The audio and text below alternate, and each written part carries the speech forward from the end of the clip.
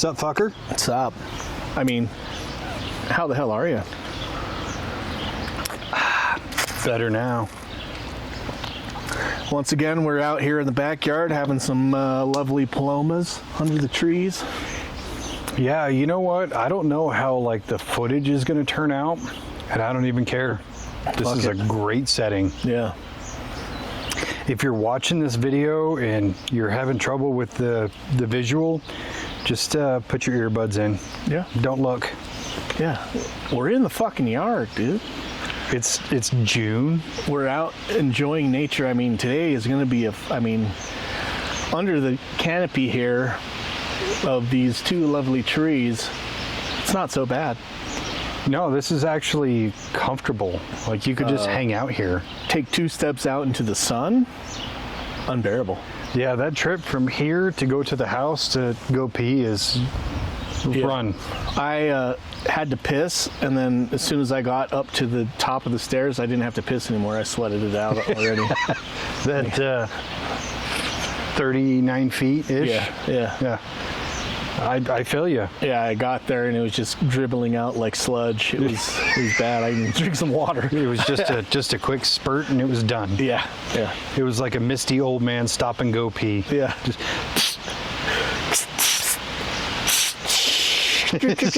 Trip. You feel like Tom Hanks from The Green Mile. You're just like, ah! Anyway, you want to talk about some Ouija? I do. Some Ouija board? The Ouija? Ouija? Ouija? I sent it to you yesterday and I was like, I spelt it Ouija. Ouija. You know, if I don't stop and think about it, I still believe it's spelled with a Q. Yeah. But it's not. No. O-U-I-J-A? I think about it in French.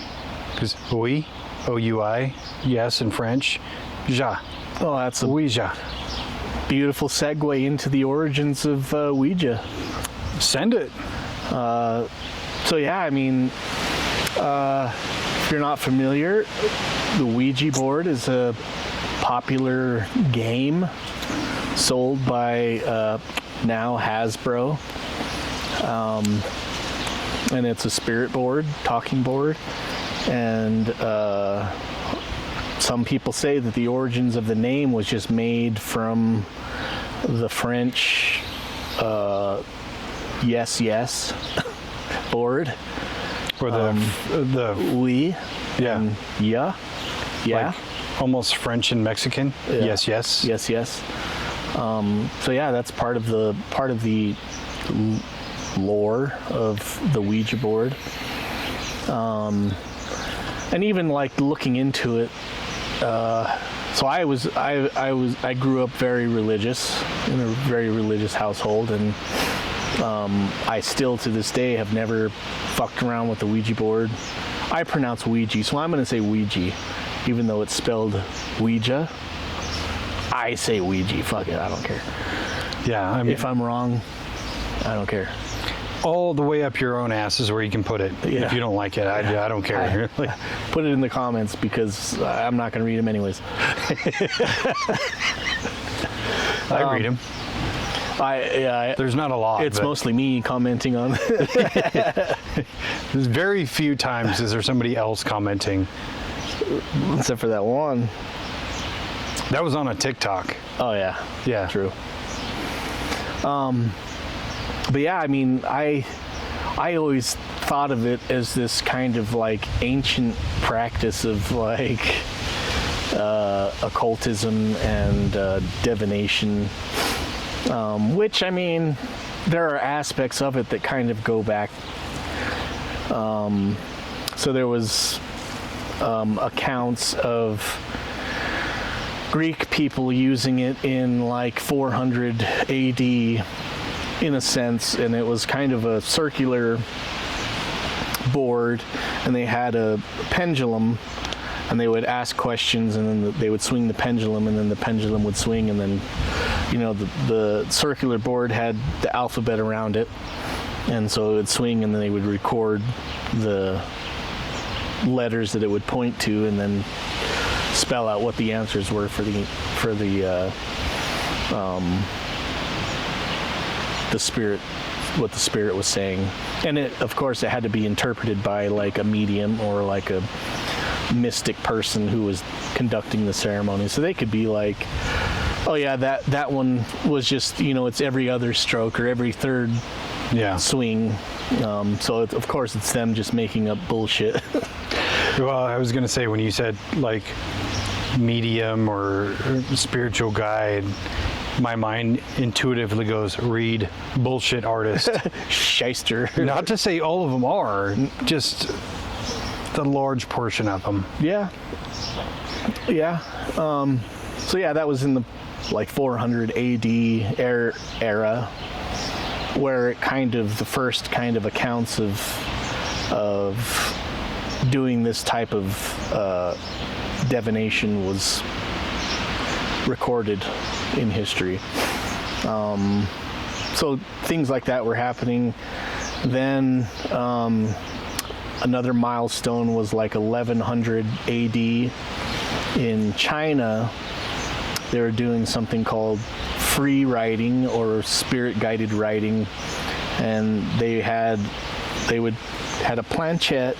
They would put a pencil in there and kind of like move the planchette around, asking questions, and the planchette would guide the pencil and spell out what the answers were.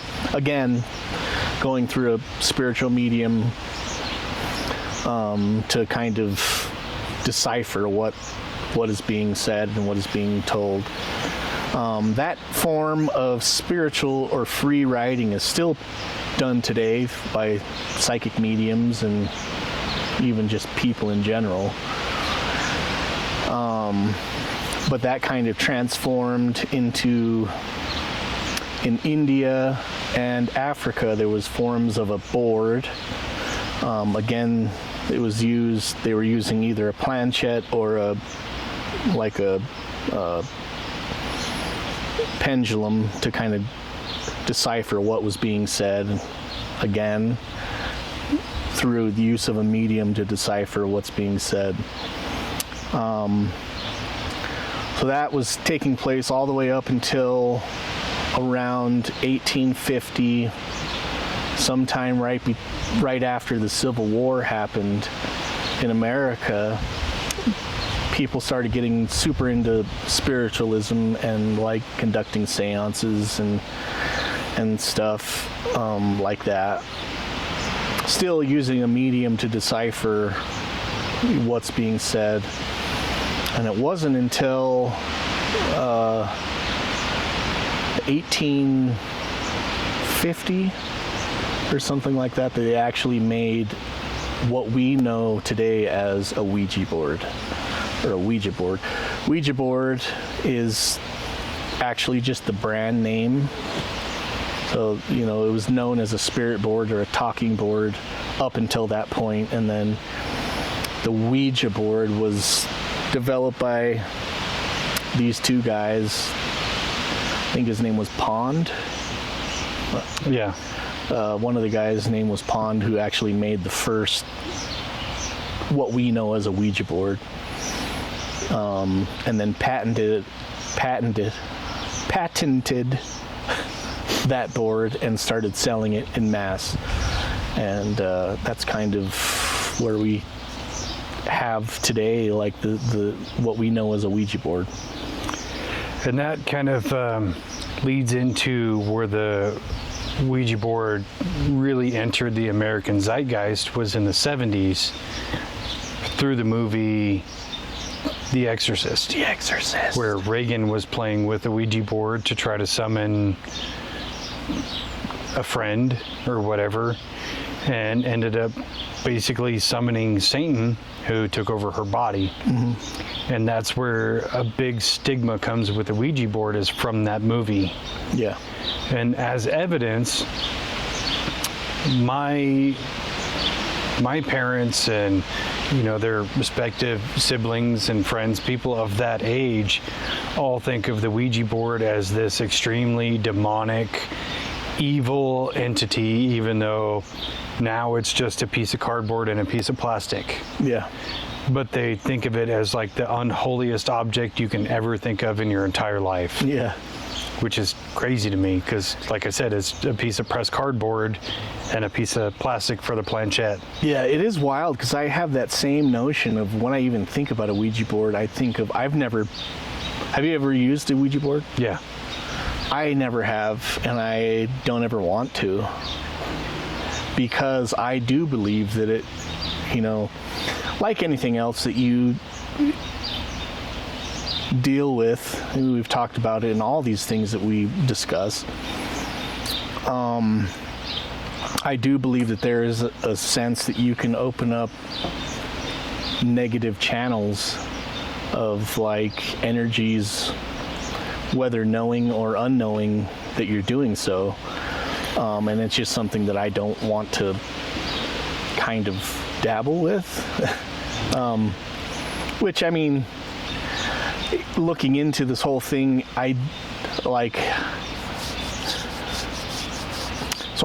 we were talking about doing an episode on tarot. Mm-hmm. And so I started, this was like a month ago. And so I was like researching tarot and its origins, and it's kind of a side right beside a Ouija board, as in a tool of divination. So is like dowsing rods and a number of different other occultist practices, fortune telling and all this shit that's like kind of in that vein of like what religious people would call like demonic energy driving forces. And researching it, it seems like, I was questioning myself of like, have I just been fucking psyop to believe this whole narrative? But at the same time, I do believe that there are negative things that can influence you, and so I just don't want to even fucking. And that's a fair mentality to have about it. Mine is very similar but slightly different, where I don't believe the Ouija board and the planchette itself have any power. Right. Just the same as I don't believe that tarot cards don't have any power in and of themselves. I believe it's about the amount of power you give to those things, where you think about angel numbers, a series of repeating numbers, 111, 222, 333, so on and so forth. You could randomly see those throughout your day, whether it's on a clock or a street sign, a highway sign, or whatever. Like, you pass 111 just to get here, right? So if you believe in angel numbers, you're going to give them power, and you're going to say, oh, that's a message from my spirit guides. The same applies to a Ouija board in terms of, if you are using one and you receive a message and you perceive it to be a real message, you gave it power. You gave it some of your power more specifically, and therefore it's real. But if, let's say, I use it and I have zero belief that a Ouija board is real or has any power, and I give it nothing's going to happen. That's just my perception of it. Yeah. But that goes with anything, not just a Ouija board or tarot cards or angel numbers. It's your power of belief and your power of perception is manifestation in and of itself, and that's the backbone of any of these things. Yeah. Yeah,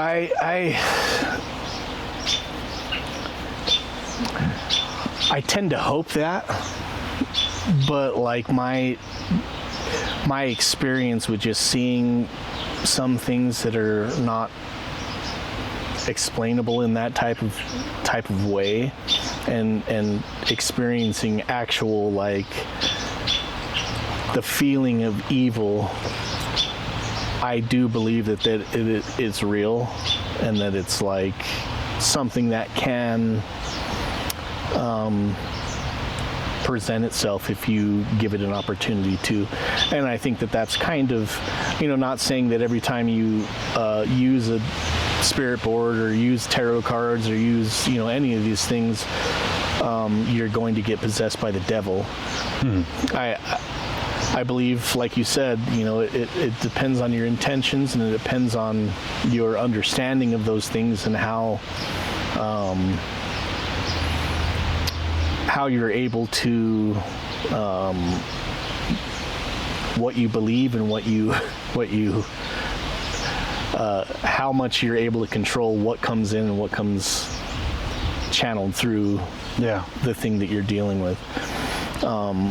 Which, if you look on pretty much any social media platform and you look up like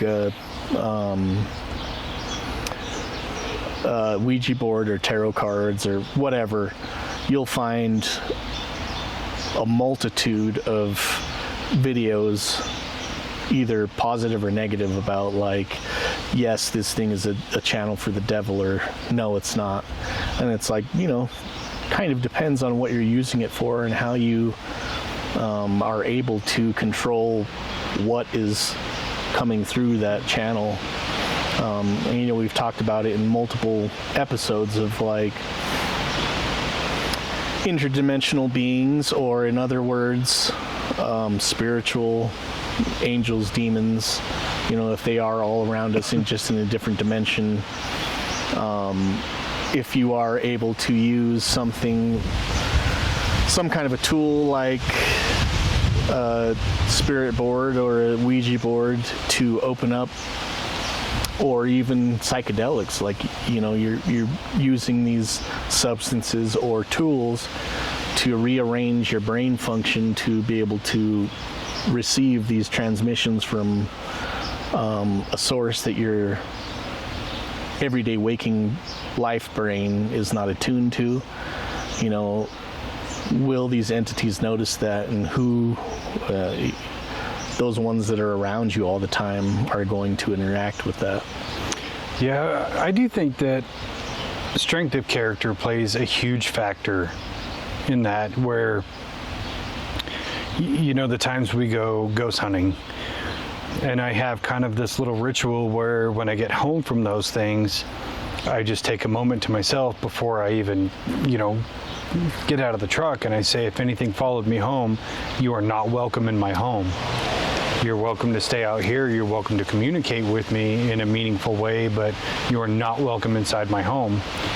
I think having conviction against those things, whether it's from a ghost hunt or you channeled it through a Ouija board or tarot cards or whatever it is, the strength of conviction will protect you in a big way. Yeah. Because even if you see that something has happened, and I've had dozens of instances in my house of something kind of unexplained, if not otherworldly, happen, and we've talked about a bunch of them. And there have been times where I've told it, like, no, get out, and then it just stops. And that's where I think you as a person can dictate what you will deal with, or even people who have sleep paralysis, who have stood up to the man in the hat or the monkey or the witch or whatever it is and said, I'm done with you, don't come back, and then they no longer have sleep paralysis. I really do think you and your strength as a person, your conviction to stand up to things means a lot. And then when you enter in things like psychedelics, where I've taken trips and I've seen demons and things like that, and I've actually talked to them, and most of the time they're not, in my experience, like these evil, demonic, like I want to hurt you entities. In fact, more often than not, they're almost parts of your subconscious. They're parts of you that you just don't deal with. Yeah. And just figuring out how to deal with that in a meaningful way. Yeah.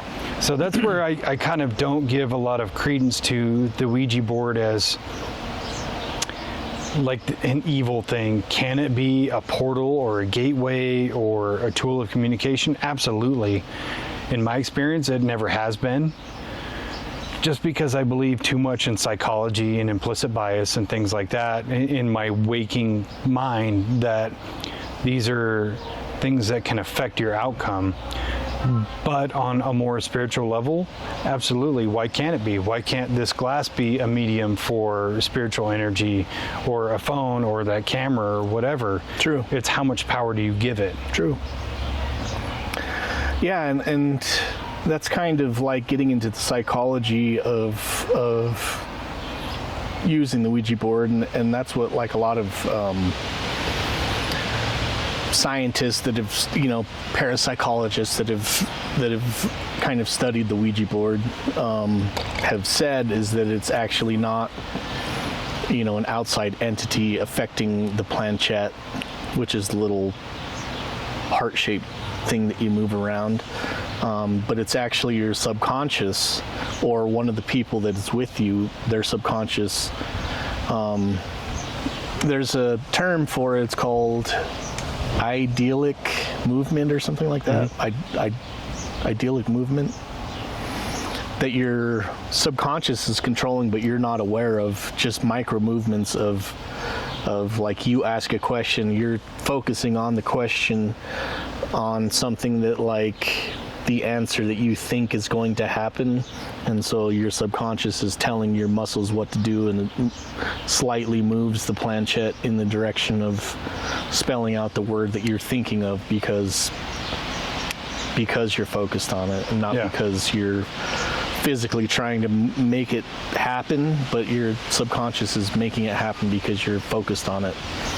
And so that's kind of the psychological explanation for why people do get answers, and it seems to be relevant because they are focusing on this, and they've actually done blind studies with Ouija boards where they have a group of people that are doing the Ouija board, and they start asking questions, and then they're getting all these answers that seem relevant to what they're talking about, and they take those same people, put earplugs in them, and put blinders on so they can't see the board and they can't hear the questions that are being asked, and then nothing happens because nobody hears the questions and can't see the board to make answers. And so, is it really just something that's coming from their subconscious? Possibly. See, and that's where we had it perfect, where you had half and I had half, where you say idyllic movement and I say implicit bias, because your idyllic movement is subconscious, but your implicit bias is what drives it, because if you're using a Ouija board, chances are you're out for a specific thing. You want to have a paranormal event of some kind. You want to communicate with the dead or talk to your deceased grandma. That's where your implicit bias is you're willing to discard logic and reason to get this certain outcome. But your idyllic movement is what's going to put it into place by moving the planchette to say exactly what you want it to say. Right. And that's where this, like you said, the psychology comes into play, where it can be manipulated. Where I remember I used it one time to try to scare somebody, where I was actually moving it, and then the other person is like, "Are you doing that?" I was like, "No way, it's not me," but it was totally me moving it. And so we get this. Whoever that was, if you're watching this, gotcha, fucker. Gotcha, fucker. I mean, yeah, he knows, because I finally had to tell him, like, dude, I faked the whole thing. It's okay, you can go to sleep. But yeah. So it can easily... Surprise, it was my 6-year-old kid. Get dunked on, nerd. Really, I just wanted you to stay up so I could sleep all day tomorrow. But no, I do think the psychological factors are 100% there, and it's hard to say, like, it could be anything else when you have these two major factors. Like, if you're getting in on a Ouija board and you want to talk to your dead Nana, you're going to go N-A-N-A, Yeah.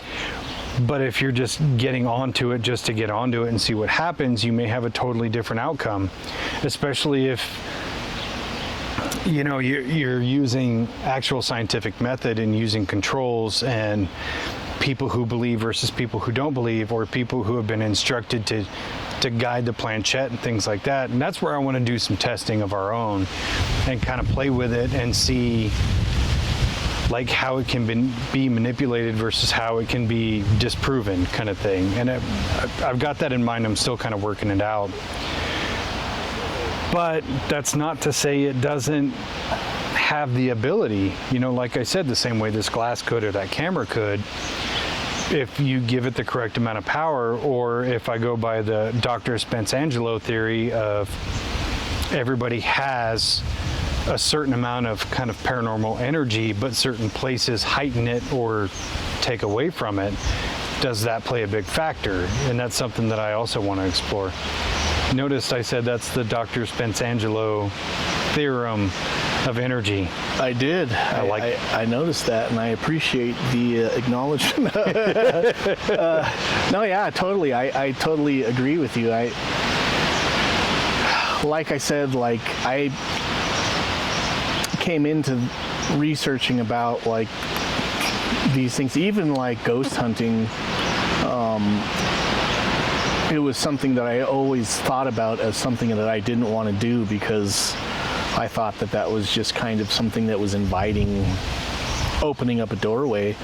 But really, it's like you said, it's how much power are you giving to these things, and how much your focus is intending for something to happen or something not to happen. Instead of just going in with an open mind, if something happens, looking at it logically, and then at the same time trying to protect yourself on a spiritual energy front. Mm-hmm.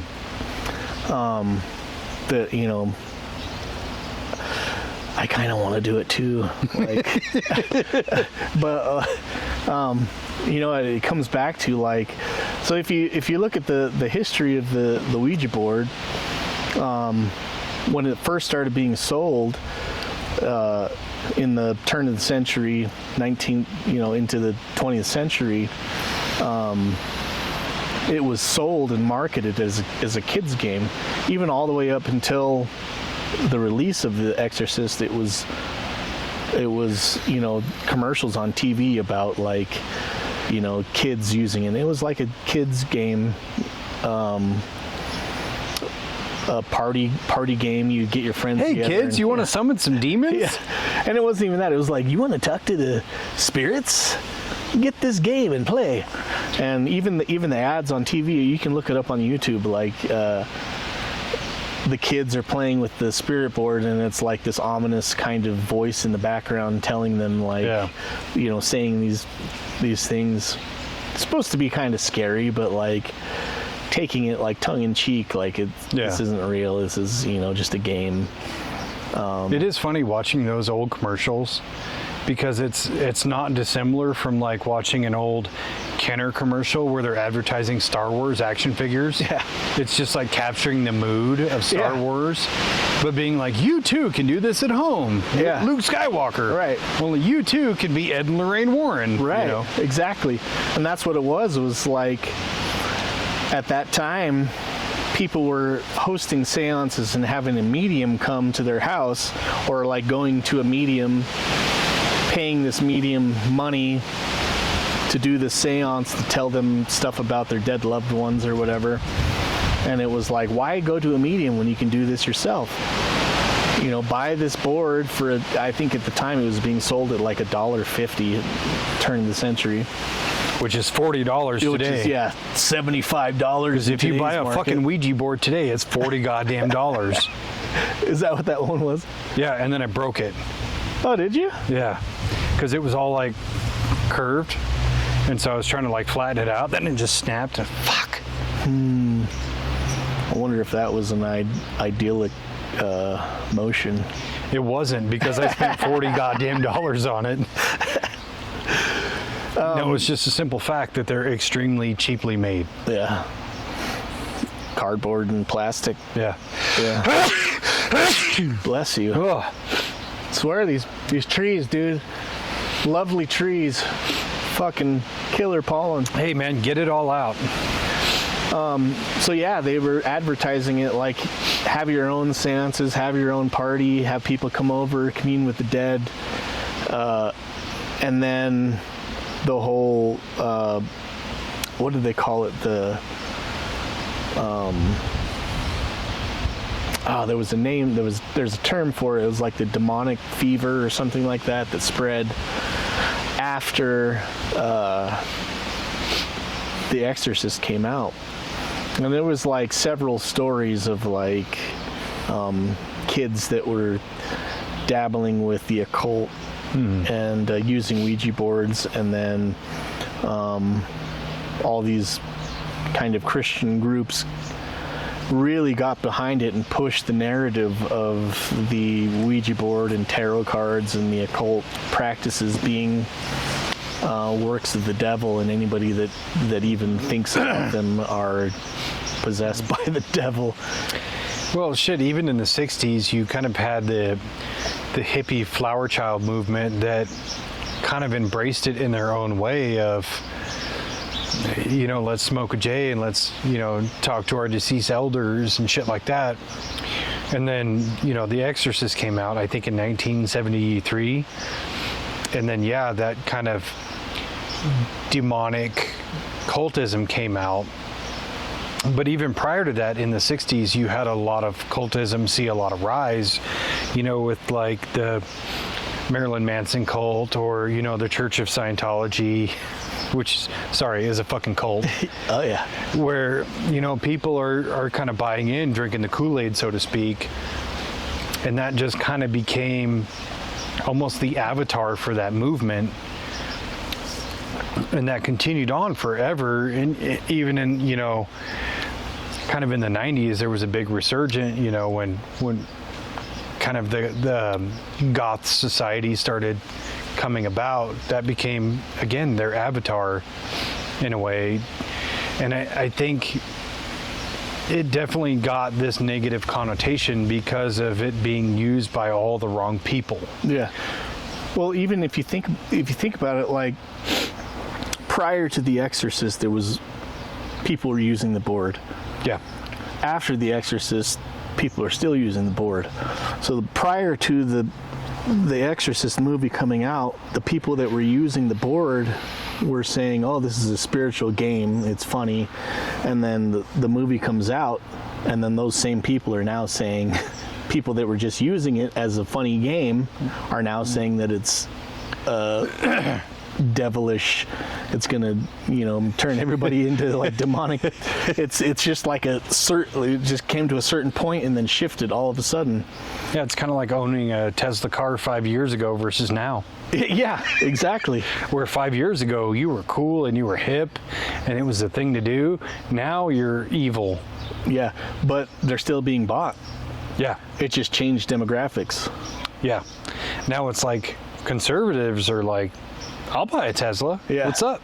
You know, I want to support Elon in all of his endeavors. Yeah, that's just the way the zeitgeist flips on everything. And I mean, even to put it back into the political vein, where the political parties tend to flip back and forth, where in the, you know, through the 90s, where it was kind of like Democrats were the cool hip group and they stood up for everybody and they wanted, you know, good things for Americans. And then, you know, kind of now where it's like the opposite, where it seems like conservatives want the same things that Democrats wanted in the 90s, and Democrats are just crybabies. Yeah. You know what I mean? Yeah. Not to get too political, but it was just a cool metaphor that fit. But yeah, just this whole idea of it was there before, it's there after, it just changed hands. Yeah. And that's how these things work. Yeah. It's really wild that to think, yeah, I mean, looking into it is like, you think that would be like, I guess that kind of like, even you put it in the terms of like music, all right, in like the early 90s when they came out with the parental advisory warning sticker on an album. And it was like supposed to deter people from wanting to get a certain album because it had like explicit lyrics or whatever. But it did the exact opposite of like, oh, this one has all the swearing and shit that I want to listen to. yeah, I'm going to buy this. Yeah, exactly. And so I kind of think that was, because that's what happened with the Ouija board. Was like, they came out and said this thing was super bad, then all of a sudden sales went through the roof on the Ouija board. And so it was like, almost did the exact opposite of what they were intending their message to do. Was like, or was that the goal? Maybe that was the demons that were driving the whole thing. Their goal was to get the Ouija board in the hands of more people so the demons can take control. I don't know, dude. Hear me out. You can imagine there's a control room on the moon, right? And there's all these lizard people going, fuck, what do we do? What do we do? And just like a 1950s movie where there's a newspaper and one guy runs in, Chief, I've got an idea. Shut up, Jimmy. He's like, wait, just hear me out. Holds up a Ouija board. And they're like, son of a bitch. It's just like that. Oh my gosh, I never thought of it. The lizard people were like, wait a second, I'm onto something. I think that... Did we just solve it? Doctor? Didn't even know there was one to solve on that one, but we got it. I think that it's weird that, like, we have to be able to decipher the problem before we can solve it, and we do it in every single episode almost. Yeah, like we did it in 90s movies, and there wasn't even a problem to solve. We solved it. But don't send us our fucking Rubik's Cube. I have no interest. No, yeah. There's cultural other people phenomenon that are interested only. in Rubik's Cubes. Yeah, cultural phenomena only. Yeah. So all this being said, and that is interesting, because even a person who I see as extremely logical, but having this incredible bandwidth to accept a lot of things, I find that really interesting that, you understand it from a logical perspective, but you still have trepidation. I think that's really cool. I have problems with it. So last night when I was going through all the videos and, kind of ingesting information of, anywhere I could get it from, whether it was shorts and like people's actual accounts of their experiences with Ouija boards, whether it was good or whether it was bad. I was flip-flopping between like, oh yeah, I would do it, and then like, yeah, fuck no way. And then I usually when we're doing these things, I can kind of like almost take a side of like logic, exploration too. Yeah, and logic and exploration, and it's weird with this one. I just find myself, so I have to question, like, have I just been that psyop to believe that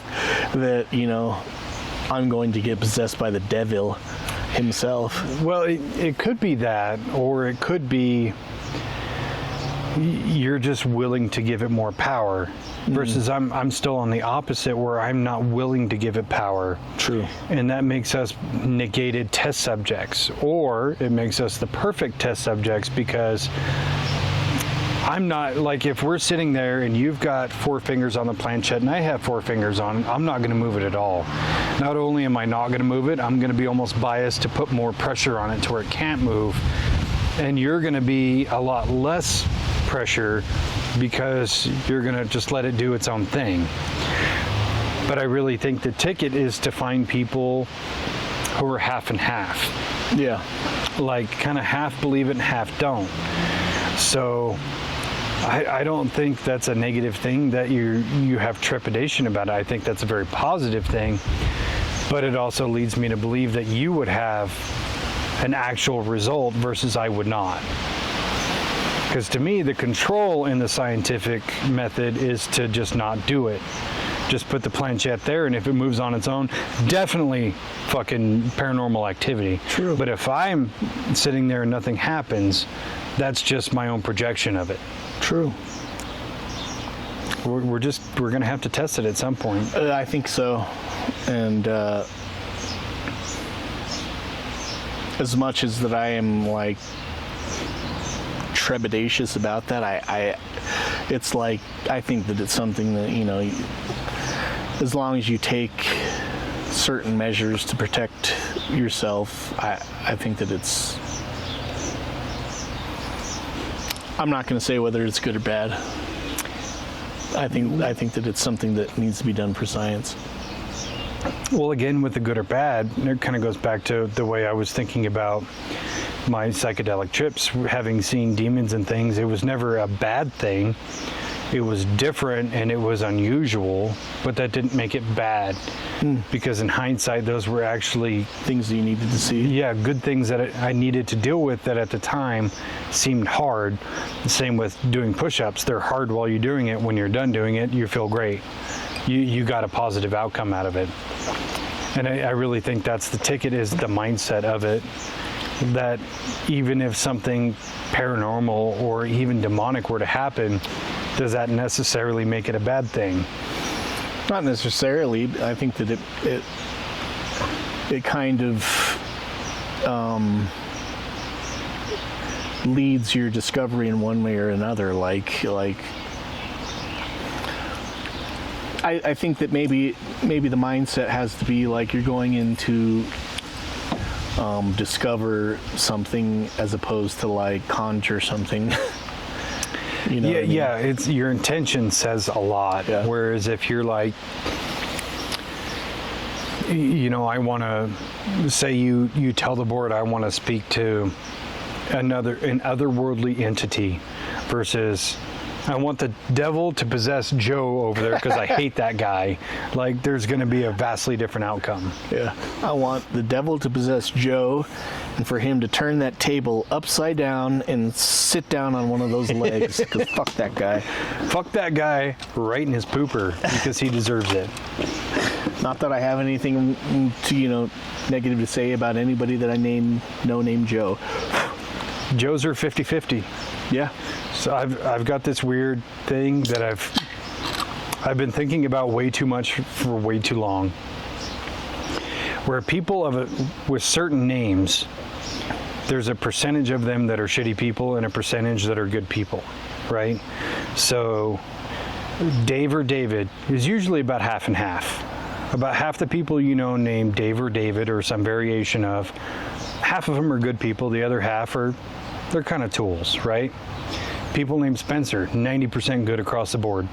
Rarely do you meet a Spencer who's an asshole. And you can put that with any name. And there's only a handful that I go 100% shitty people. Yeah, I've never thought of that. It's a weird thing to think about. My mind is just retarded, I guess. No, I mean, like, usually. So do you believe in the theory that names have power, names give power? Yes, I do. Strangely. But again, it's just like all these other things. How much power do you give it?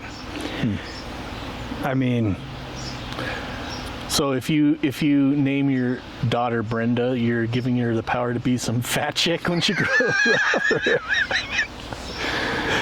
up.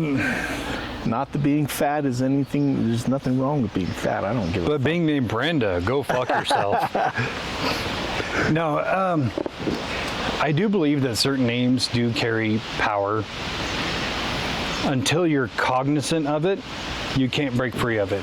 If you don't know about it or understand it, or try to change the paradigm of it, then you're going to fit into that demographic.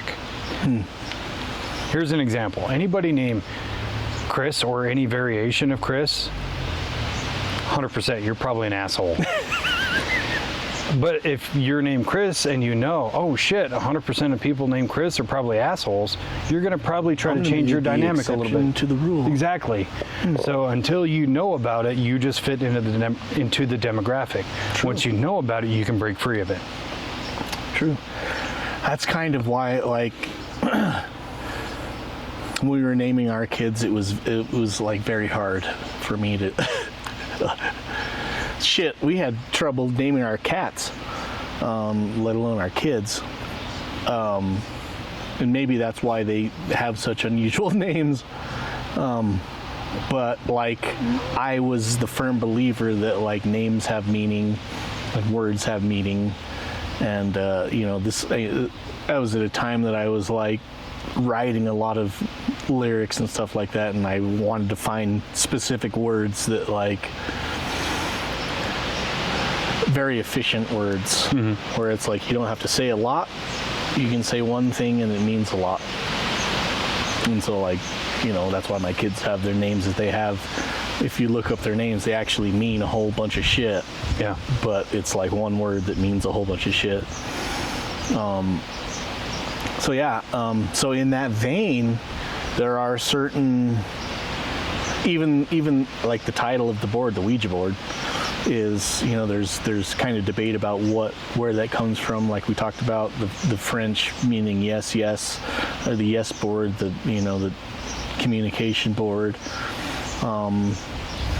There's also a theory where the woman that was naming the board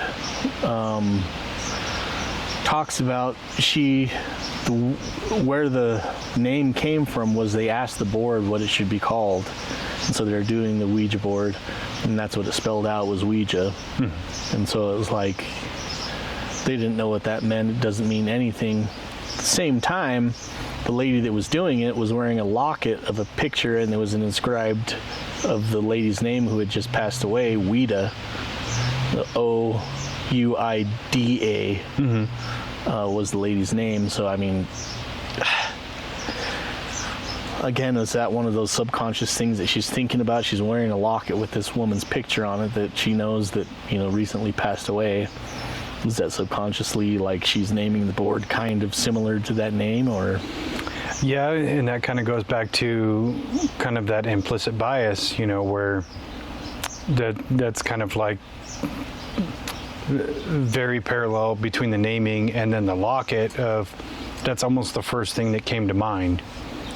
It's kind of like, if you were going to name your cat, but you're standing there eating cheese, you're going to go, oh, let's call him Cheese. But not just cheese, let's call him Queso. Queso. So, which cool name for a cat. If I ever get a cat, I'm going to name him Queso. There's a little cat that's one of Fish's homeboys that comes over. He's a little white and orange tabby, and the kids named him Queso. See? That was just divine intervention right there. Yeah. I didn't even know that. Yeah. See? Mysterious ways, I tell you, mysterious ways. They're pretty good at naming cats. Like, I came up with Kitty. That's the name of our female cat. Clever. Kitty. Kitty. Like the band? We got him, and his name, so we adopted him, and his name was Sven, and they renamed him Fish. Super cool name for a cat. Fish! I dig it. Look, he knows his name is Fish. I dig it. I think pets with like odd names are way cooler than pets with human names. Yeah. Carl. Come here, Carl. Hey, Keith. Come here. What are you doing, Samuel? That's weird. Speaking of Keith and the name's Keith, 100% dickheads. I only know one person. I only know one person named Keith, and he's not that bad. I don't know him real well. Does he have like a touch of the Downs? Well, he's from Tooele, so... Okay, there you go. If the shoe fits, I'm just joking. Tooele peeps. Total joke. I'm not. I'm kidding. But if you live in Tooele,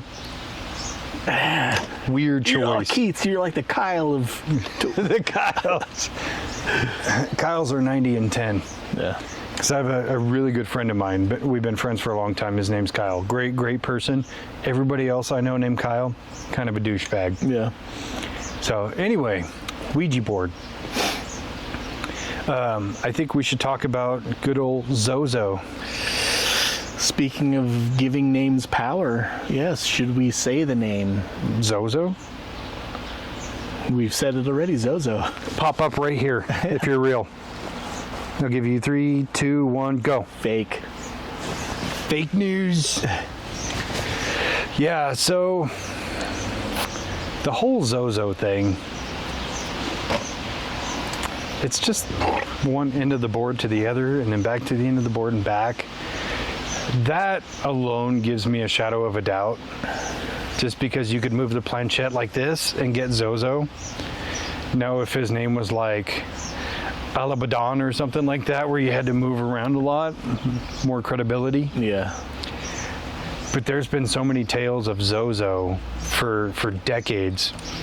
And the thing that gets me is that some of these tales are told from different cultures who have had no communication with the outside world.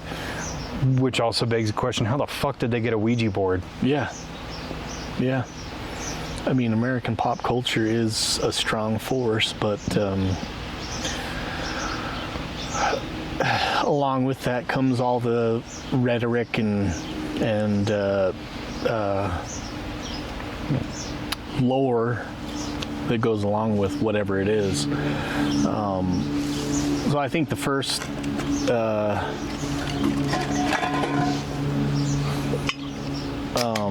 telling of Zozo's deeds was from a guy, and it was really perpetuated on Ghost Adventures. And they, which again, down on fucking credibility. Yeah. And so it's like, it's an entertaining episode, but like with everything that Zach Bagans puts out, he's got a few different series that like I like watching the shit, but it's so corny. I'm possessed.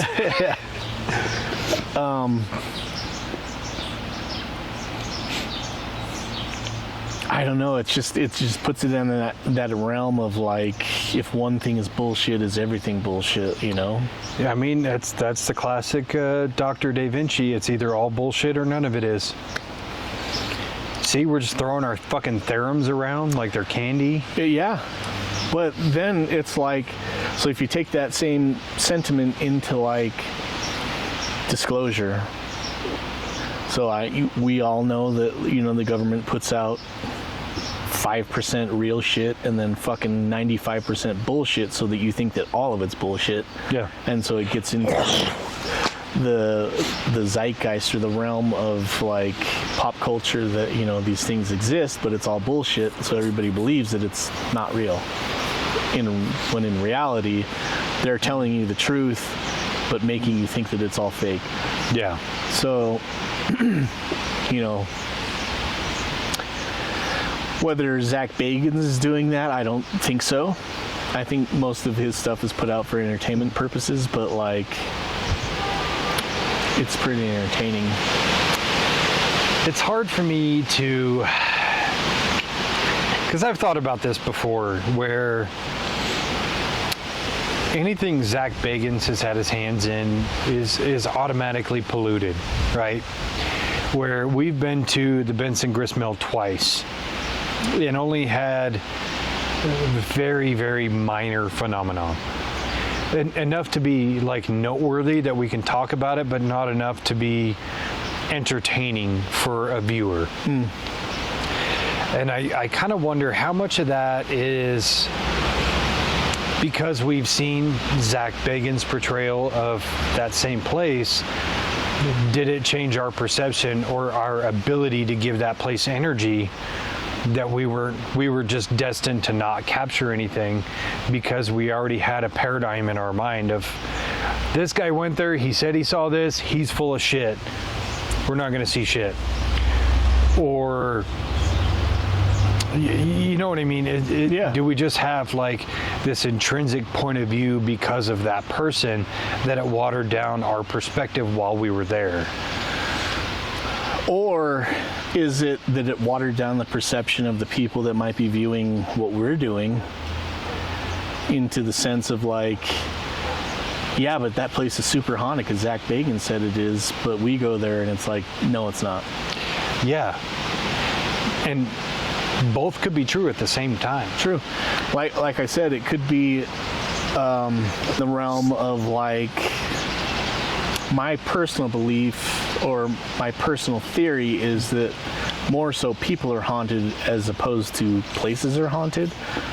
So that, you know, Zach Bagans has been around all these different places and has opened himself up so much, so many different times that it's kind of like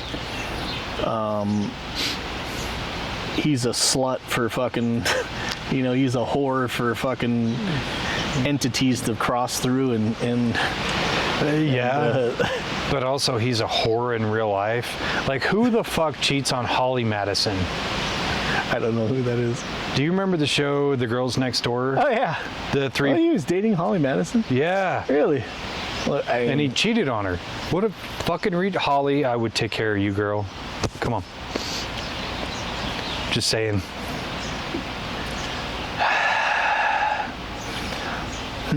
Okay. She is so hot.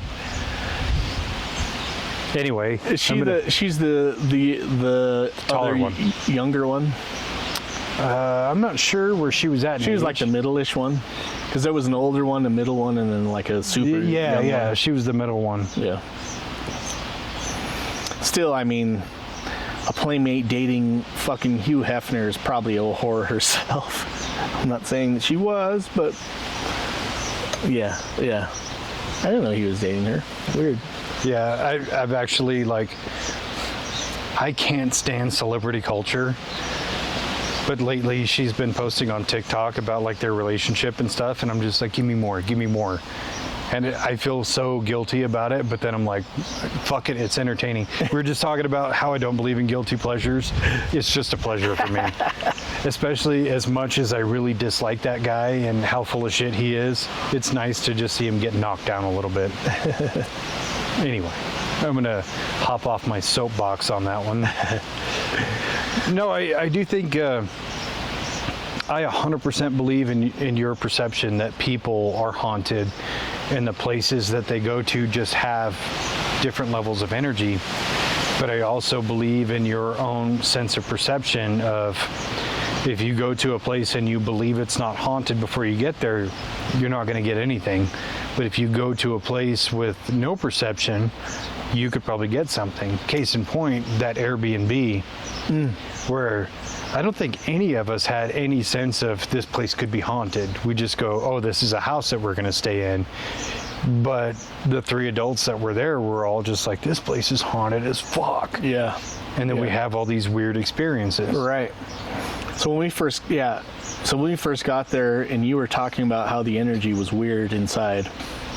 So you got there before, went inside, and you came out, and when we got there, you were standing, I think you just came outside. Yeah. And you were like, you told me, just go inside and walk around and tell me if you feel this place is kind of weird. And so apparently you went inside and you felt kind of like it was... I opened the door and it was like a whoosh of air. It was the most potent paranormal feeling I've ever felt in my whole life. Damn it. And even more so to that fact, while you were walking around, Kara comes up to me and she's like, do you also think this place is haunted as fuck? She had been inside maybe 2 minutes. So that to me was just like, okay, cool. It's not just me.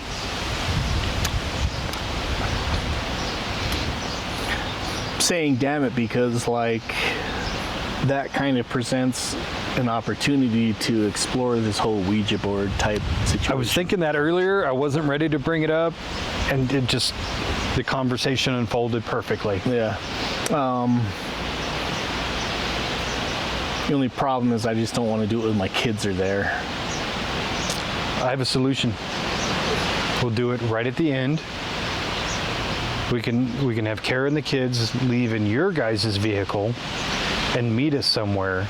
We'll stay for 20, 30 minutes, run a few tests, leave the Ouija board there because it'll really freak out the next tenant.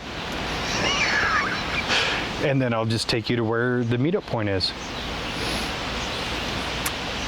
I like that.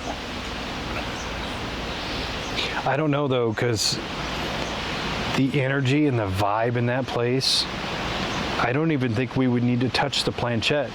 We could literally just leave it there, and while we're sleeping, it'll paranormal activity that shit itself.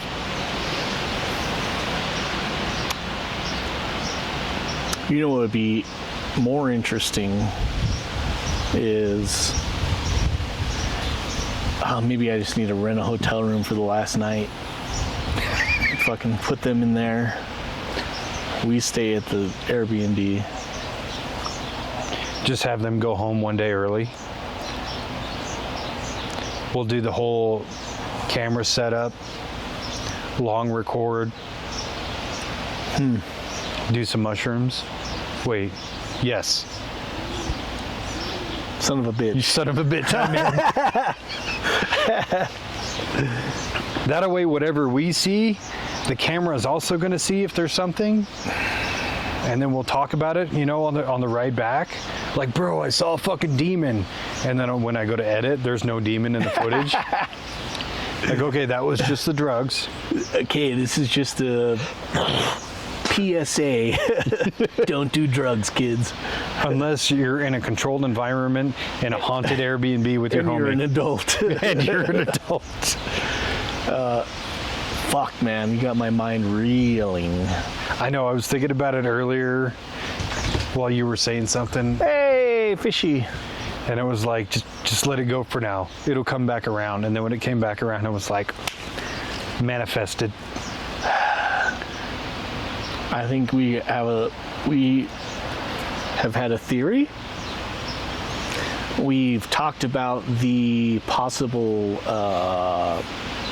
negative and positive side effects of this theory.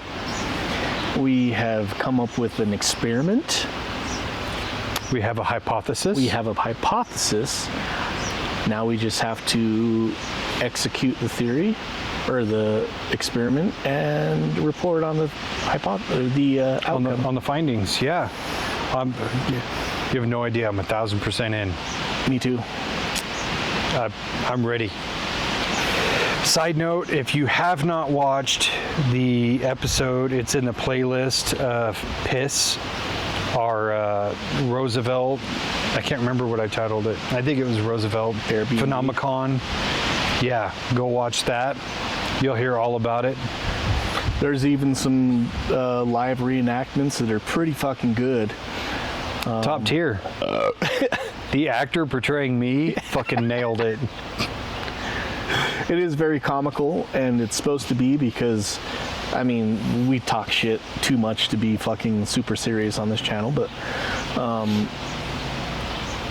it's what actually really happened to us. Yeah, I can't bring myself to fake anything, especially going back to the Zach Bagans thing of, I think he's so absolutely full of shit that I kind of model what we do as the opposite in a way of, I would rather go out to a haunted location and film for an evening and then at the end of the video go, yeah, we didn't see shit, rather than fake it and try to get views. I would rather get no views and be honest. Yeah, me too. And I kind of wish that more people were, I mean, so I watch a lot of like ghost hunting channels and shows, and some of the ones that I watch, like Mind Seed, very entertaining, total bullshit. Yeah. But I also watch the ones that are nothing fucking happens hardly ever. They get maybe a little voice or a sound or something that they can't explain, and that to me is more relevant. Like that stands out in my mind more than like, you know, Mind Seed going and having all these chairs stack up behind them as they go up the stairs, and it's like, yeah, but all these other things are already proven to be bullshit on your fucking channel. So is it creepy? Yeah. Just like fucking Nightmare on Elm Street is creepy. It's all fake, but it's creepy. Yeah. So yeah, I mean, be honest with what it is that you're doing. And, you know, don't present yourself as finding a ghost when really you're finding yourself fucking lying. Yeah, and that's where I think the personalities of the people in the show have to really come through, where you can watch like Twin Paranormal, and those two kids are fucking annoying. I would not give a shit if they caught the most incontrovertible evidence of paranormal ever in the history of fucking ever. I would not watch it because I can't stand them. But if you got somebody like, let's say, the Side-Eye guy. Do you ever watch him? I don't know. Probably. I love watching him because he's kind of a debunker, but mostly just a shit talker on paranormal channels. But he also does investigations himself. So if he caught something, I would be much more inclined to believe him because he bashes on all these fakers, but then does it himself. And he's also one of those who goes like, yeah, nothing happened. But if he found something, I would just believe him because he's more in line with how I am, you know. But yeah, ghost hunting channels are largely for entertainment only. Yeah. So if you're going to be for entertainment only and not have actual paranormal activity, at least be entertaining. Not just like, bro, did you see that? And nothing was over there. Yeah. Which is weird because the first like paranormal show that I started watching was Taps. Taps, that was mine. And they hardly ever found anything like a voice that they couldn't explain. There was a few things that they said that they saw shit, and it was probably maybe 3 or 4 out of the 50 or 60 episodes that they put out. Yeah. They said they actually saw a shadow or like a apparition that they, you know, but they still went through the steps of like, you know, 2 people saw something, don't talk to me. You know, you go over there, I'm going to go over here. We're going to say separately what we saw. And so that's, to me, that's way more believable than... There's credibility in that. Yeah. I mean, they kind of sold out later on. Yeah. To me, it's easy to say because I wasn't in that position where you're kind of looking down the barrel of cancellation and you either have to fake it or take the cancellation. Me personally, I'd rather maintain credibility and lose the money. Yeah. And just say cancel me because I won't do that. You know? Oh, it's like, okay, am I gonna go back to being a plumber, or am I gonna just start faking shit for 10 episodes that I have to shoot per year and get paid the same amount? That's the hard choice. Yeah. But I think given that circumstance, you and I would take the high road. Now, if there was somebody else on the team who was like, let's take the money, I'd be like, you're off the team. Yeah. But yeah, and I think that's the kind of efficacy that needs to be put into testing the Ouija board of, it needs to be a completely blind test of getting people in and saying, okay, there's going to be 4 of you, but debrief each person differently and ask them their belief system and their experience. And then testing those 4, but then turn around and do it with 4 other people, but rig the test where I want 1 out of the 4 that I'm going to talk to separately and be like, fake the whole thing, just to see how the other 3 react to it, you know, or secretly tell all 4 fake it and then see what happens, you know. And I think there needs to be a series of tests to go with it to make it more interesting and have more actual like data to go behind it. Yeah. Like what happens when you put 4 believers on a board and don't tell anybody to, you know, fake it or like create a divergence, or what happens when you put 4 non-believers under the same circumstance.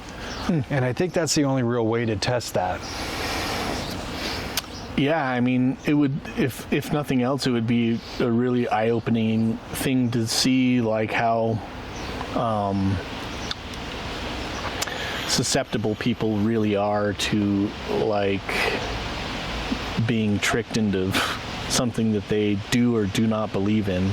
Yeah. Like, can you really trick somebody that doesn't believe in shit that, you know, like you're on a Ouija board, you've got 4 people in that are in on it and 1 person that is a super strict skeptic, But these other 3 people are fucking in on the joke, or in on the guys.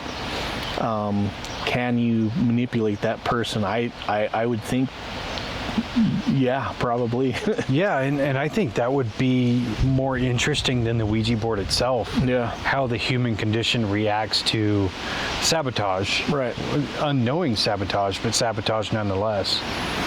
And I also, looking at so if you go into, like I said, like any social media platform and look up Ouija board, you're going to find 1,000 different videos of people giving their story of what they experienced while using a Ouija board.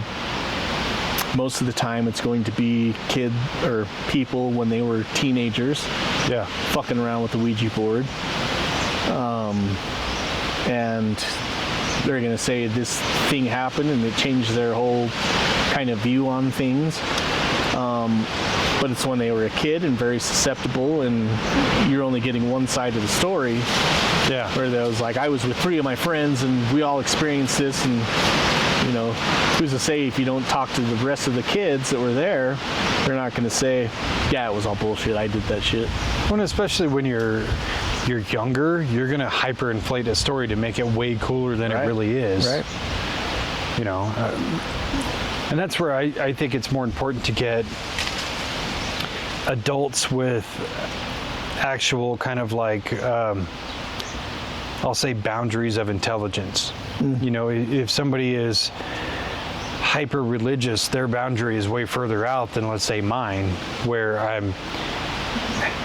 hate to say this because it makes the other one sound terrible, but I'm quite more logic based, where my boundary is much closer than theirs is, where it's way out here. And just seeing that juxtaposition between the two would be really interesting. But having kids do it, it's always going to end up in some outlandish story that's just barely based in fact. Yeah. Now, I did want to go back to Zozo because I had a theory. What if the whole Zozo thing there's not a specific entity named Zozo, but it did act as a portal to bring another entity through.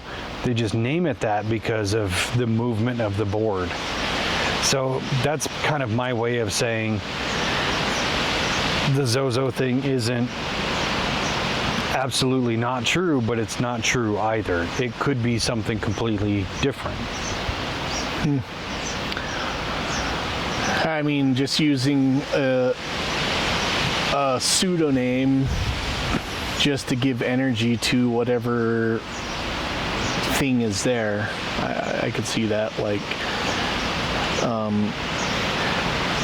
In reality, if you're giving energy, if you think about it, if you're giving energy to whatever it is, you're manifesting that, whatever it is to take place. Mm-hmm. So if you're saying that it is Zozo, or focusing on that this entity is Zozo and it's a demonic entity and a negative energy or whatever,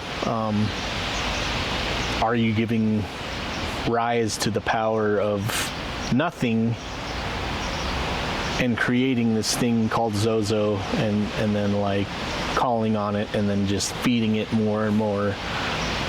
Maybe, I don't know.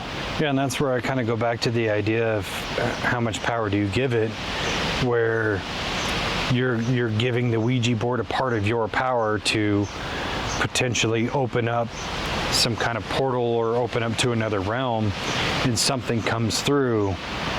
But you're also kind of playing a tug of war with the planchette, and I'm coming over to Z, and then you pull back and we go to O, and then I'm taking it back and we go to Z, and you go to O, and then something happens, and that's just where we stopped. But subconsciously, it came over to Z, but you were trying to move it to the middle, you know what I mean? To where you're trying to gather other data, but it's just pulling, where the physical aspect makes sense, where you're literally just going back and forth, so you're getting only those letters, but still something is happening. So I don't necessarily say that the whole Zozo thing is bullshit. I just think the name is bullshit. It's too easy. It's kind of like the name Ouija itself. is basically all of the vowels except for E.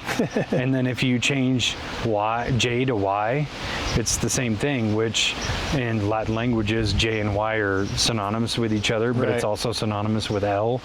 So it's kind of like, was it named after a locket, or were they just being lazy and left out one vowel and then changed one? Yeah. So you've used the Ouija board before. Are there certain rules that you're aware of that you're supposed to go by, or that you're supposed to kind of like do? All the things I've seen a bunch of different things that say that like they're the rules that you're supposed to go by, and I don't know if it comes with like a rule book inside the box or. The number one rule is you're supposed to start with hello and end with goodbye.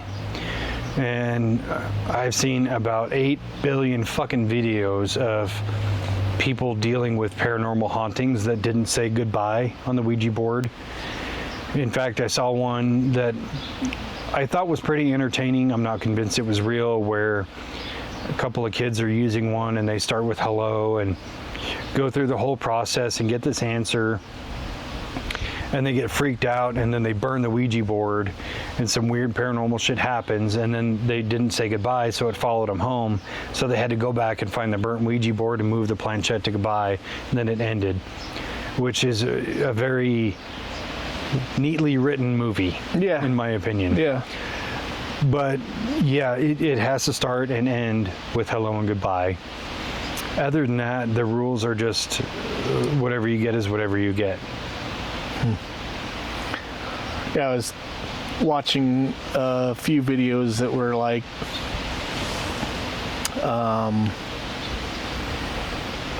people who are practicing occultists that use like tarot cards and Ouija boards and stuff like that on a more regular basis than an average like person. But they were saying that like, yeah, when you first open up your session, you should say hello and then kind of go in a circular or a figure 8 motion. Just and it usually takes about 5 minutes to get into the flow of like almost where all the people that are involved are used to keeping their fingers on the board and trying not to move it, but all moving it kind of in concert at the same time, and getting a feel of like where their hands have to be, and then start asking your questions and ask very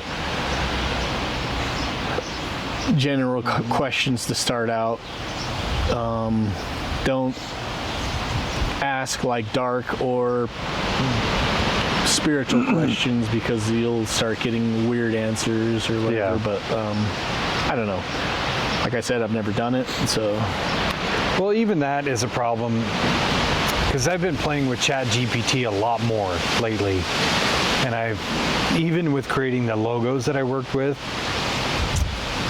the phrasing and the wording that you use is exponentially more important than just typing, okay, add this or add this, right? So just in the experience I've gained with that has put into perspective the questions you ask a Ouija board need to be not only incredibly specific, but not determined by outcome. Like, if you were to say, what is your name, versus what letter does your name start with, you're going to have two vastly different outcomes, right? Versus if you say, what is your name, versus what is your name in English, you're going to get a totally different thing.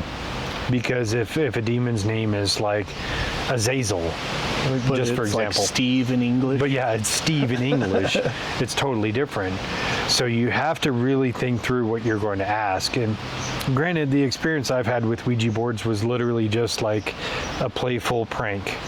I've never used one in a sincere, honest manner to try to reach out to anything. And not to say that I wouldn't, I still would, I just haven't yet. But just using my knowledge and experience from ChatGPT to translate into that has changed my own paradigm of what would I say or what would I ask. And I think that's important information to have, because if you ask a blanket question like, what is your name? And it could say like, it could have 9 vowels and 3 consonants in it, and you're going to try to pronounce it and go, I don't know what that is. Write it down and then try to look it up later, versus saying, what is your name in English, to where now you can communicate in your native language with whatever's coming across. And Interesting. Makes sense, though. The figure 8 thing is, you're absolutely right. It is, you are kind of building that muscle memory and moving in concert, but think about the infinity sign. It's infinity, infinite energy, infinite realms, infinite everything. So you're, in a sense, kind of opening that portal using that symbol. And the symbolism is very important, just like it is with everything else paranormal. Very interesting. We're going to doctor the shit out of this. I think so. Yeah, like I said, we just have to, now we just have to do the experiment. I think so. I think we should try it here soon, but not at anybody's house. Not that I'm worried about anything, but just in case. Yeah, just be safe.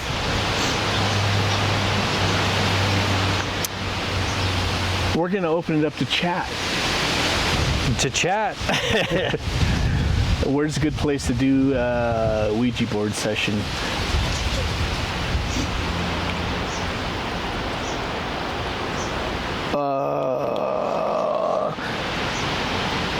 Cemetery? Too cliche.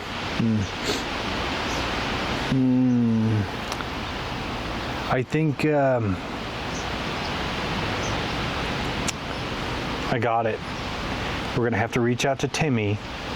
We're going to have to find that house that he was living in. Ooh. Because if it's that fucking haunted, nobody's living there. True. I was going to bring that up to you the other day. Like, we should try to find that place. So yeah, I was, if you guys don't remember, if you don't know what we're talking about, look up the Timmy Schmackle episode. Schmackle? Old Schmackle.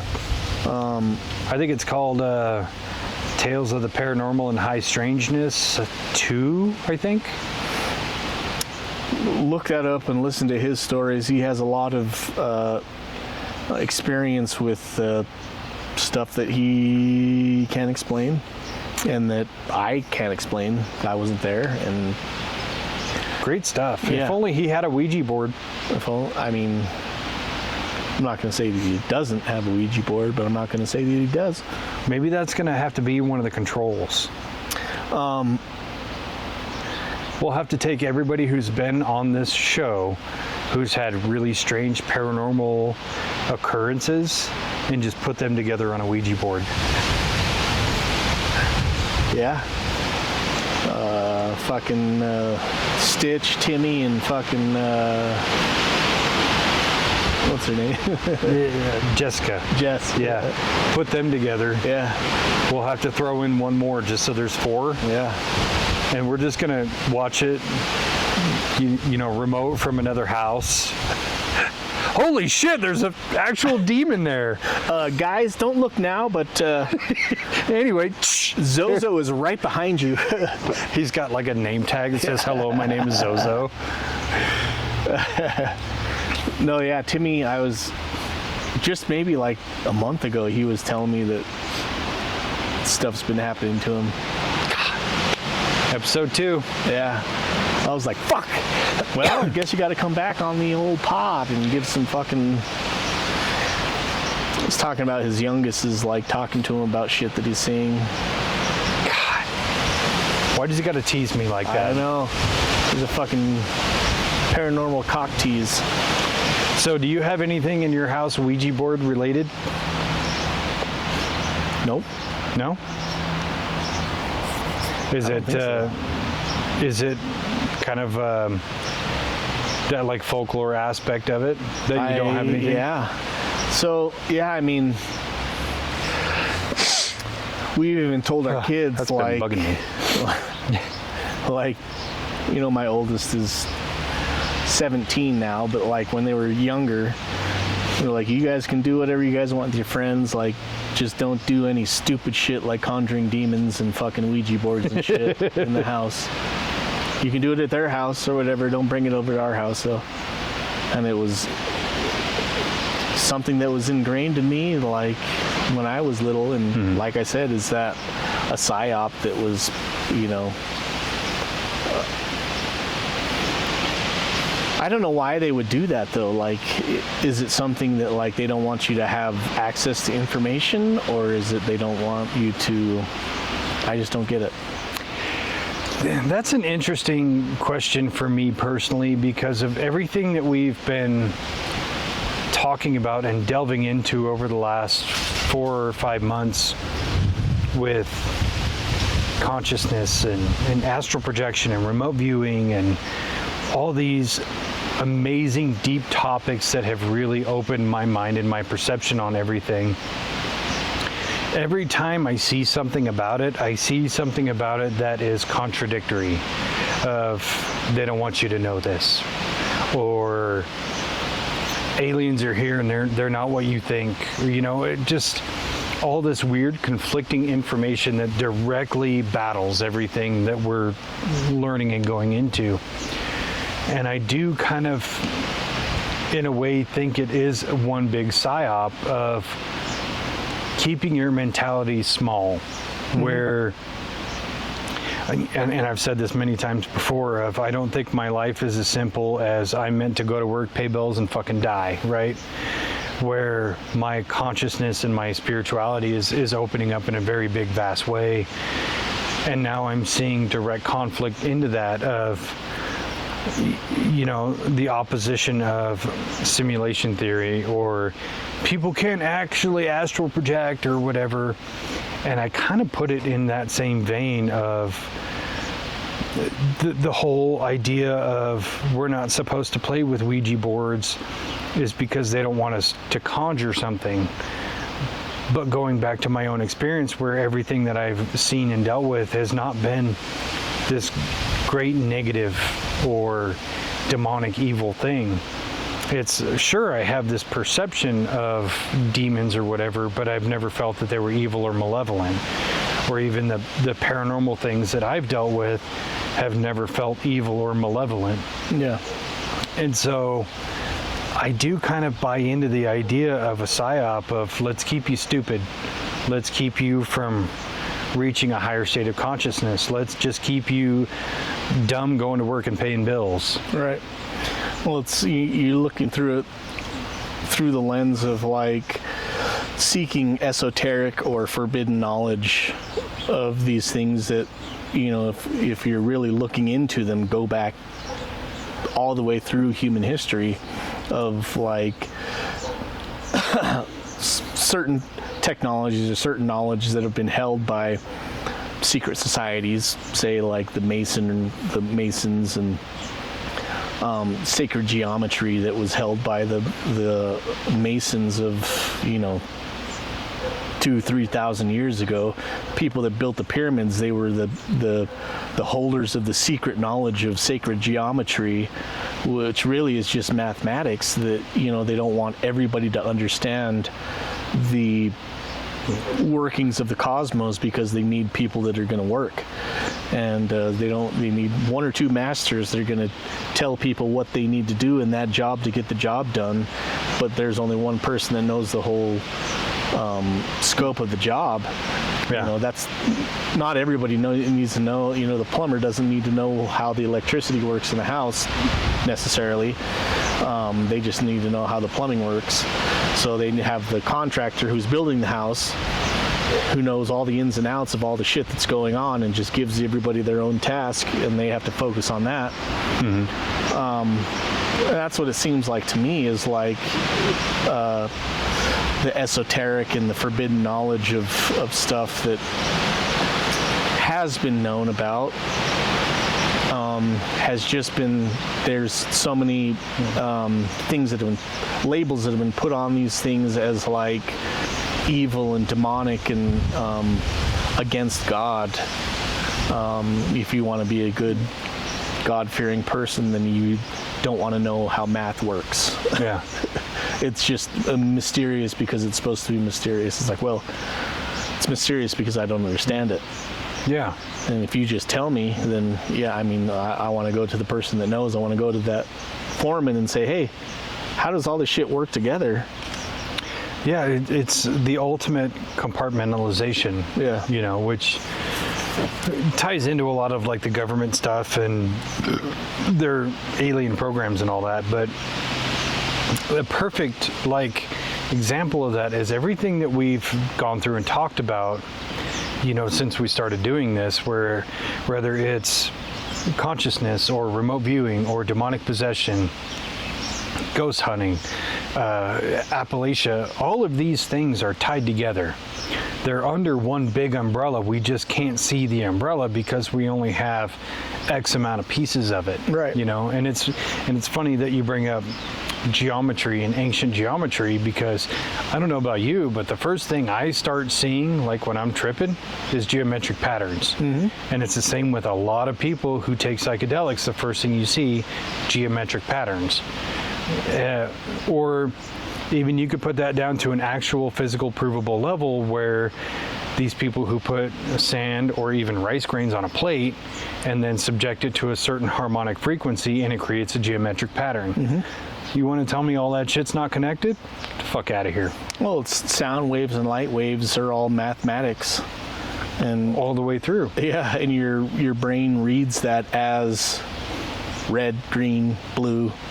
Yeah. You know, just like you look at 2 + 2 and you see 4, the same thing as you look at like these certain particles that are put together in a certain way, and I see your shirt as like has skulls and sharks and stuff on it. It is a cool shirt. It's a very cool shirt. It's like a very pirate themed Hawaiian shirt. But, you know, my mind is reading it as one thing when really it's like 1,000 different things that are put together for my eyes to see it the way that it's, you know, it's put together to be seen. Yeah.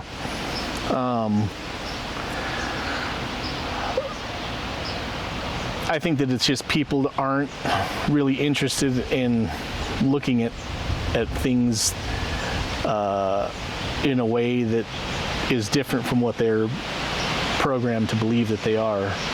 And I think we're kind of going against that grain. And if you really think about it, in a society, you want people that are going to go along with the grain and not rebel against the grain, because you want people to follow the instructions. Yeah, and I kind of look at it from this perspective of, you know, we talked about people who look at psychedelics and go, oh, that rots your brain because I heard that rots your brain. Or people who look at a Ouija board and go, that summons a devil or demons because they've been told it summons a devil or demons, versus people who are willing to challenge the status quo and talk about it and think about it and actually try it out for themselves to really get a bigger spectrum of data and understanding. And there are a lot of people who fit into that paradigm of, you've been told something, that's what it is. Don't challenge it. We want people who are yes men. And then there are people who are why men. You know what I mean? Mm-hmm. And I think because we're kind of more in that why men category, that we question more of these things and we learn more about it. And we get another little piece of that puzzle, you know, and the knowledge isn't, like you said, esoteric, it's just ungained. Mm-hmm. Because how many people have all the pieces of the puzzle? Probably none. Because once you have all the pieces, what the fuck are you still doing here? Yeah. You can leave. You're good. You did it.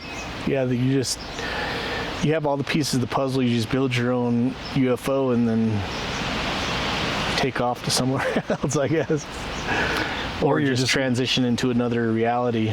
Yeah, you just like transcend from a human to like a 5-dimensional being. You're like, shit, I finally crossed 200 episodes of the podcast. I'm done. I have all the knowledge. You're like Lucy.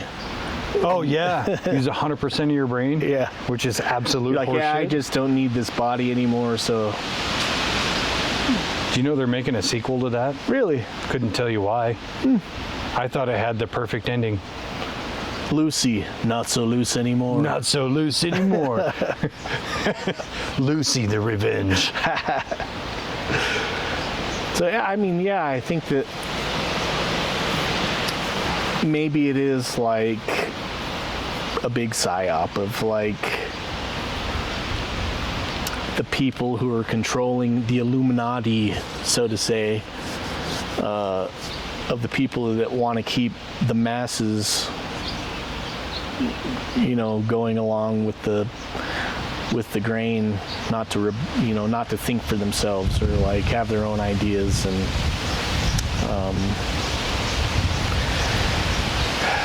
like you said, if it's the idyllic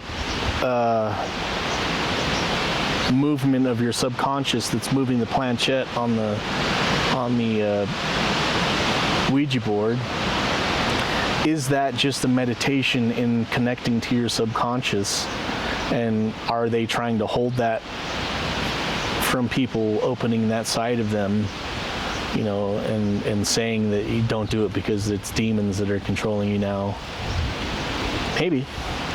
I don't know, because so I 100% believe in the idyllic movement and the implicit bias. And case in point, I remember when I was in the 8th grade, my first time.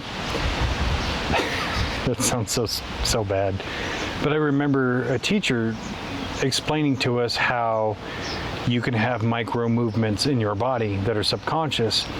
And to prove it, she had created all these strings and tied a washer to the end, and we were supposed to hold them up with 2 fingers.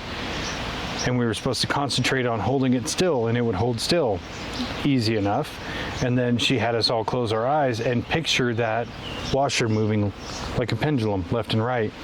And you do it, you close your eyes and you just think about it, and when you open your eyes, that fucker's just moving along. So you can create these micro movements within your body that are subconscious that can move that planchette. But that's not to discount what if, let's say, because I don't specifically believe in the Ouija board having a power of itself, what if I'm the one holding the planchette as almost a devout non-believer, and I get a message? Now I become a believer. Now I've changed the paradigm of, does this have power or not? Or was it just using my power to move? I think there's too many unknowns to say whether it's bullshit or not. Yeah. And that's why we got to test it. That's why these tests have to be done. And I couldn't find anything where people were actually testing for or against. I mean, most people were going into it with a belief or a non-belief. And it was coming from one side of the, you know, one person that was there that experienced these things. So, yeah, I mean, I think it's worth a shot. Yeah. I mean, in the greater scheme of the ghost hunting toolbox, where I know we've talked about, you know, I have a series of videos I want to do to test equipment. That's going to be the most like inclusive, like all-encompassing test that we're going to have to do, because it's going to require a lot of people. Yeah. But I'm looking forward to doing it. So now that we've kind of gone through it, and you've questioned this a few times throughout this episode, do you still think it's a psyop? Or do you still think you have a valid basis of trepidation for the Ouija board?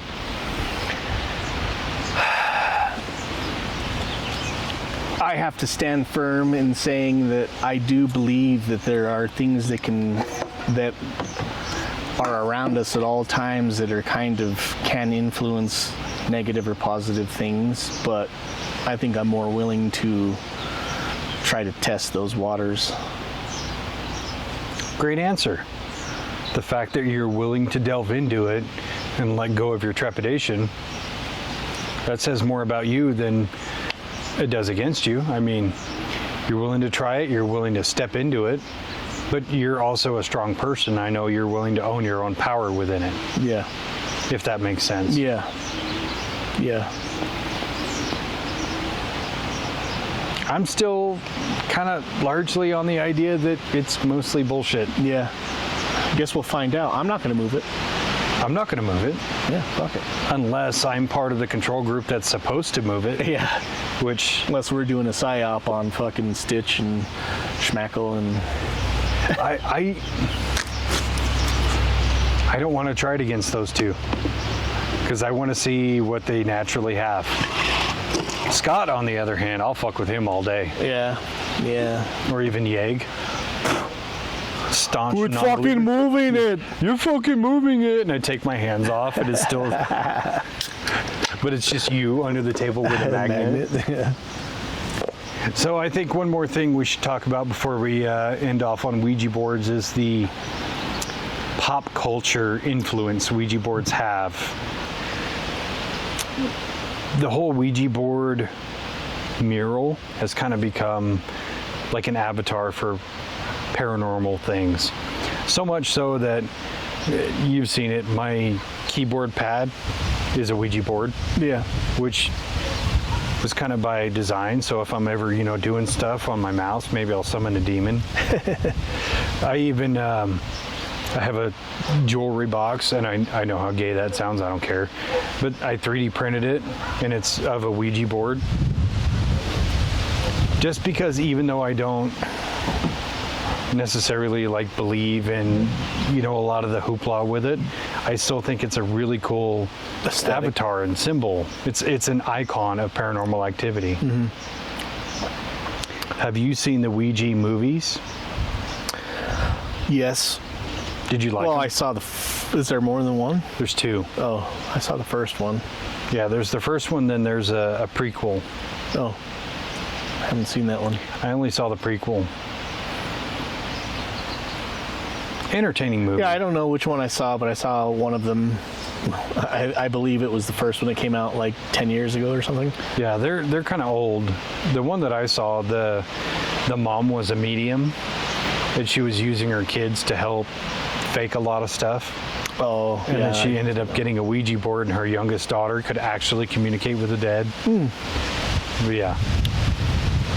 It's things like that, or even by extension tarot, because there's a tarot movie, right, which is hot garbage, where filmmakers kind of take these paranormal aspects of these items and create a movie around it, and it's always a horror movie, and it's always negative and with demonic entities and all that. Mm-hmm. I think that kind of plays into the aspect of a psyop. I think so too, but I think that that's kind of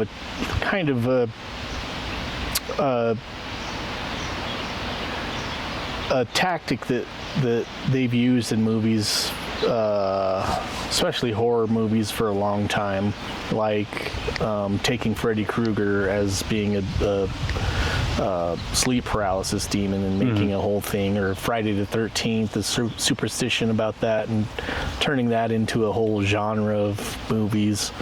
Halloween, even, of just having a masked murderer that's a psychopath, turning that into a mega franchise. I think it's an easier step from taking something that already has occultic connotations, or something that has to do with things that witchcraft or something like that, it's an easier step to take, and putting that into the realm of a horror movie, which is funny because with all of those things, you would think that putting something negative alongside, as a side cart to that thing, might deter people from it, but it seems like it's doing the opposite again. You see people purses and shit and t-shirts of tarot cards and Ouija board symbolism and stuff like that, as just kind of something that identifies them in that subculture of they're interested in paranormal or, subculture or like alternative thinking.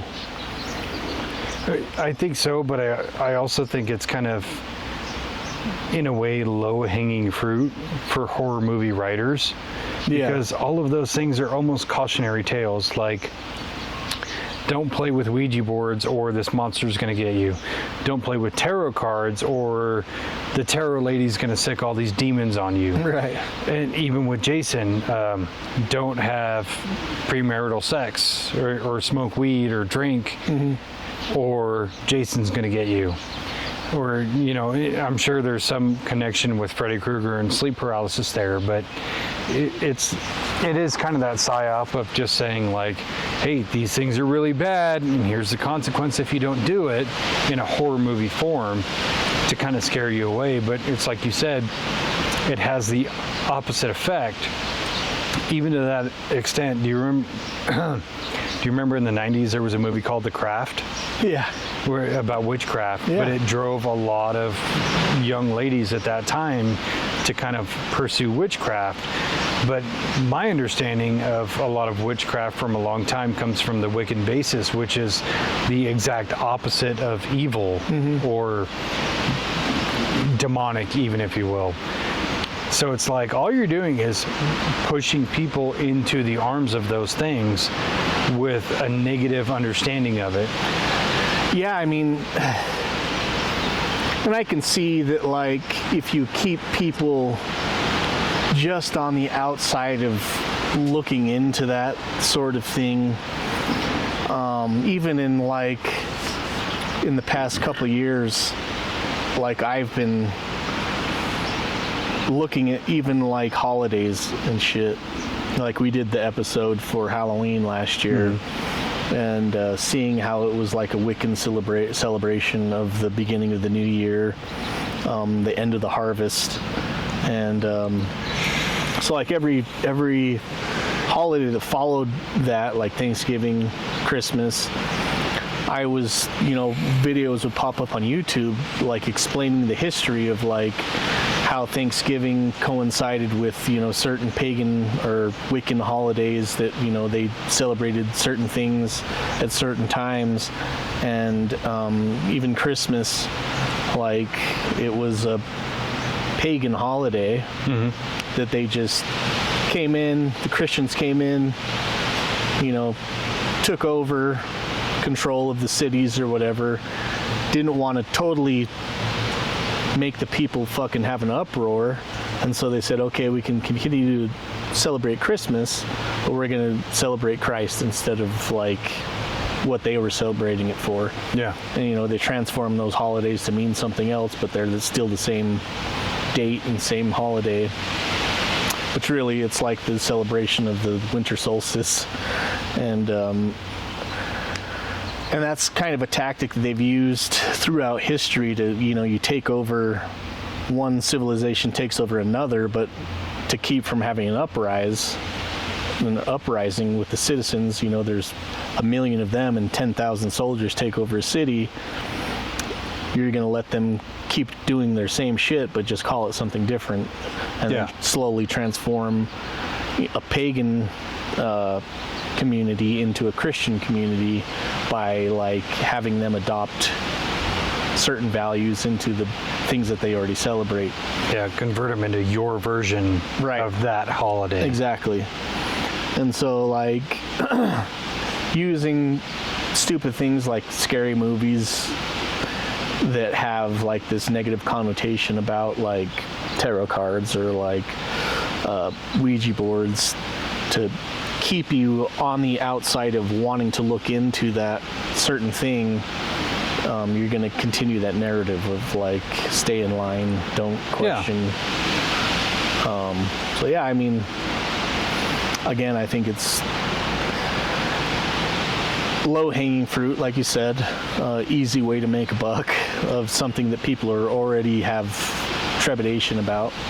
Yeah, and it's easy when there is already kind of negative circumstances that involve something, where The Exorcist being, The Exorcist where they started with the Ouija board is kind of tied to two other different stories with Annalise, what's her name? Annalise Michaels. Annalise Michaels, and then So I guess the actual Exorcist movie was based off of there's a little boy named Roland Doe. Yeah, and he was using a Ouija board. Yeah. They just kind of took elements from the Annalise Michaels story to throw into The Exorcist. Right. Whereas the Annalise Michaels story is more about the movie The Exorcism of Emily Rose. That's almost a version of that story. Mm-hmm. But folding those two stories of those two very real people together, but throwing in the Ouija board aspect because the boy was using a Ouija board and then turning that into something negative, it's so easy to do with an element like a Ouija board versus, Roland, what was his name? Roland Doe. Roland Doe ate macaroni and cheese that night for dinner, and then he was possessed by the devil. Yeah. So are you going to not eat macaroni and cheese? Macaroni and cheese is demonic. Well, I'll take my fucking chances. But that's kind of where that leads back to, is this already had very limited history, and what history it did have was kind of negative in a way. Now we can make that exponential and make this story way bigger than it ever really was. Yeah. But I don't even know if that whole thing was kind of set up to accentuate the belief that these things are so evil, or it just was like a product of well, even he came from a devoutly religious family, but he had an aunt who was into occultism, and I throw that word around very lightly because you could use occultism for anything, but she was teaching him kind of the ways of her pseudo-religion in a way. And that's kind of a whole another episode in and of itself, but I encourage anybody to go look up some information.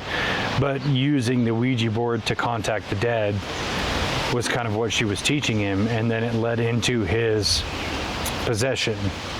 Yeah. But again, it's really easy to point at the Ouija board because of like the commercials and everything that you talked about of, it's good fun, it's spiritual fun for little kids, ages 11 and up, So it is very low hanging fruit to go after that, instead of saying like, well, his family was devoutly religious. Maybe that was the conduit for which he was possessed. Yeah. And I wonder if the people who made that movie had any kind of ties with Ouija boards in general, like they bought stock in Ouija and then fucking made this. I fucking would have. Yeah. Like if I was going to make the tarot movie, because in the little bit of research I did on tarot, like there's a bunch of companies making cards. Yeah. Tons and tons. I would have, honestly, if I was the investor of that movie, I would have started buying up these little mom and pop places that make those cards, shutter them into one business, make the movie, and then when people go out and start buying these cards, they're buying my cards. Yeah. So I'm double dipping. Yeah.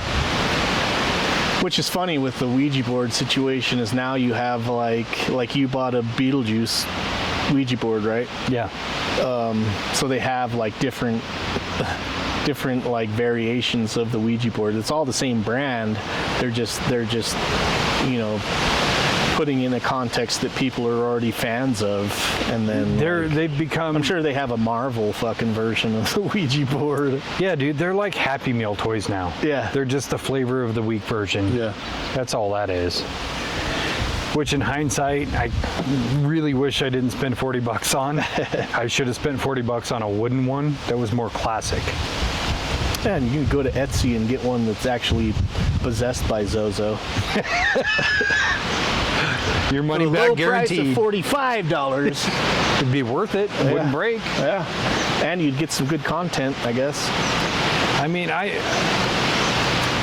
within the realm of the ghost hunting thing that we do, where I lean toward the scientific measurement, you know, the EMF, the thermal, all that stuff, that's my bread and butter. Mm-hmm. But it's the other stuff that is the exploration, right?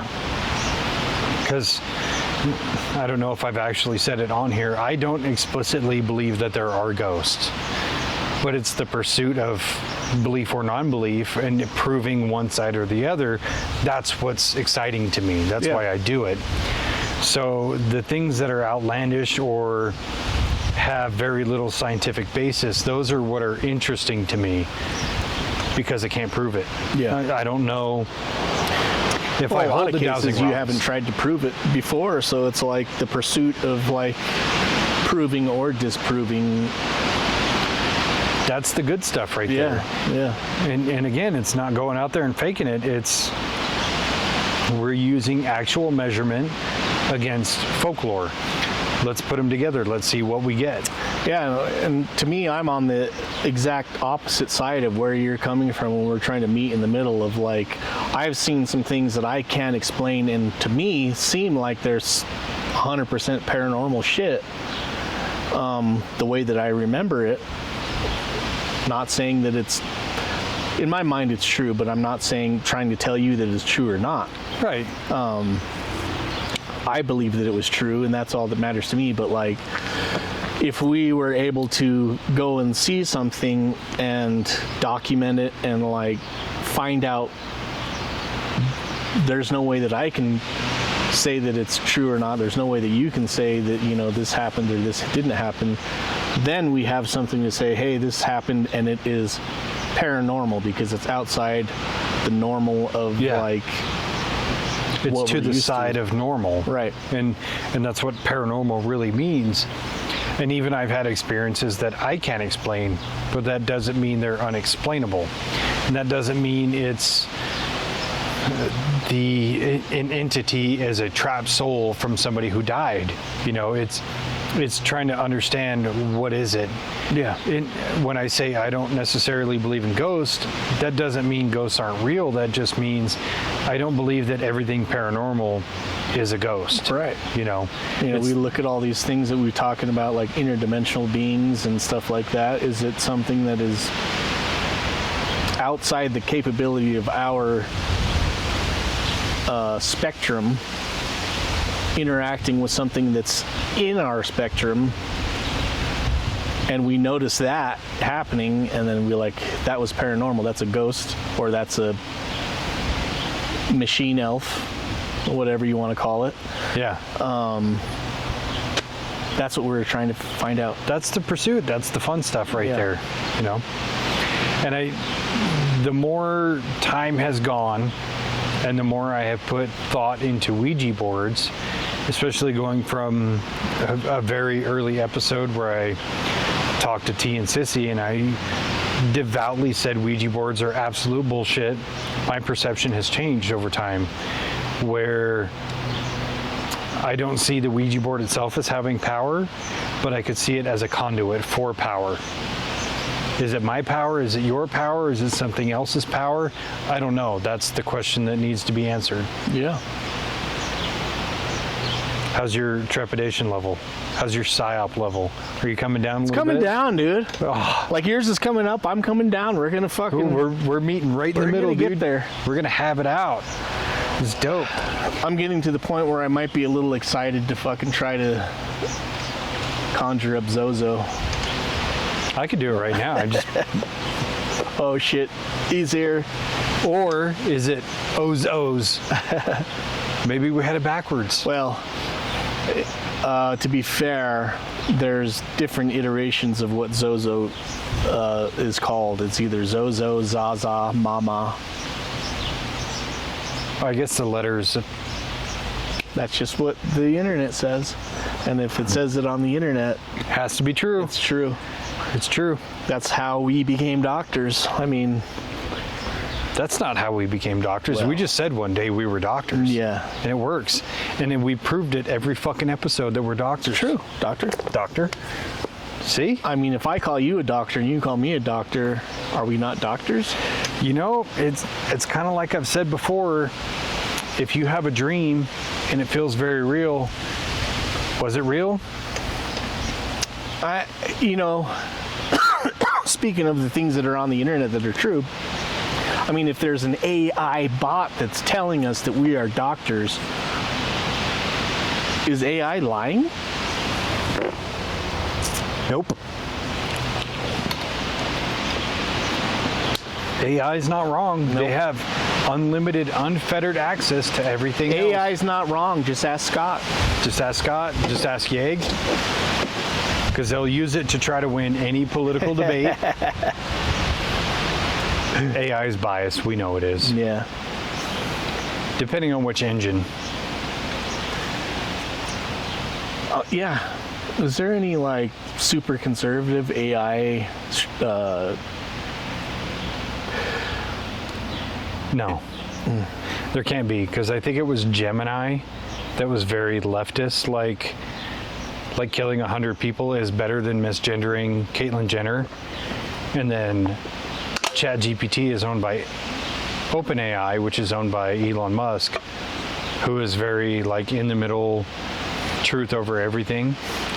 So I don't think there is a conservative AI. We should make one. We should make one. And it's just, there's no other voices. It's just Trump. It's just Fake news. fucking what's his name? That Jewish guy. Fucking Ben Shapiro. Hey, man. I've never seen Ben Shapiro actually lose a debate.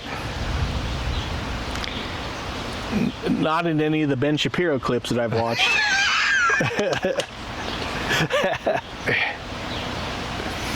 Smart guy. Very smart guy. Fucking, did you go to Harvard? Yeah, I think it was Harvard Smart Law. guy. It's crazy He's that fucking he came out smarter as a than me. conservative. Going to Harvard. It's almost like he knows something Weird. crazy. Weird. I'm going to try not to go on a rant, so we should end it there. So yeah, Ouija board testing coming soon to a YouTube near you. Yeah. It's going to be fun. I'm looking forward to We it. got to find the place. Let's just like go to a rec center, because if we leave a rec center haunted, who gives a fuck? So the question is, are you more likely to get proof from a place that is supposedly haunted, or a place that is like super, just like go to the park and fucking do it? I think that's where the variation of testing has to occur. So every set of tests you do, you have to do it in 2 different locations and compare notes. Yeah, what if we like went to the Benson Grist Mill, did it there, and then went to the park across the street, did it there same night, Same people, same structure. same questions? I dig it. I think that's what we're going to have to do. Yeah. Do it in the mill at night and then go right over to the park with all the exact same parameters. Interesting. We're going to do it. Yeah, what if we get, I mean, shit. So many variables to hope for. To hope for, yes. It's going to take some planning. But as long as we're scientific about it and actually follow the method and use the correct controls, I think we're either going to prove or disprove something. Yeah. I'm predicting another fucking boring paranormal video coming up. Well, we already have one in the pipe, so there's that. That was fun, though. It was fun. It was fun. What did your boy think about that? He had fun. Yeah. Mainly because he had never done anything like it, but I think it was a good introduction for him. To me, it wasn't as fun as going to like to the mill, where you have kind of a variable site versus you just have this one small area and a couple of offshoots. I think any fear or trepidation that was experienced was based more on being outdoors in the middle of fucking nowhere, where there could be, coyotes or whatever. Right. I think that was definitely more of a fear than anything else. Yeah. But yeah, he had a good time. Yeah, I thought it was super fun, and same thing. I was kind of more thinking about what was out in the wild than what was any ghosts that were around. I didn't have any kind of fucking weird feelings or anything. I mean, the one thing that I had, that one of the puck lights had lit up before I got to it, but it's like, was it a vibration? Was it, because I was walking toward it, and it's just gravel ground. It could have easily been vibration. The one noise we heard where you're like, was that a speaker? And I went back and watched it. It was 100% the speaker. Yeah. So, yeah, it really wasn't anything. Cool location. Very cool location. Not shit happened there. Not shit. But that's for a video. I mean, some chick got fucking plowed. Got her fucking canoe plowed out in the parking lot. Yeah. So some shit did happen after a couple twisted teas. I forgot about that till now. Do you want to drive around in my car and listen to Nickelback? Although I will say the one weird thing that I still can't explain was the one picture of the angel. Did you? I have it. I'll show it to you. Oh, but yeah, that's it. Other than that, maybe we should have had a Ouija board. That's what I was saying. Maybe we go to a cemetery and do some Ouija. Ouija? Ooh, I like that. Ouija. Do some Ouija while I have a croissant. You want espresso? Espresso with your Ouija? Any croissant? Croissant? It's not a jackhammer, it's a jackhammer. Sorry, I had to do it. Anyway, I think we covered it. I think so. All right, let's wrap it up. Yeah, stay tuned for some paranormal testing. We'll see. Okay, love you. Bye-bye. Bye.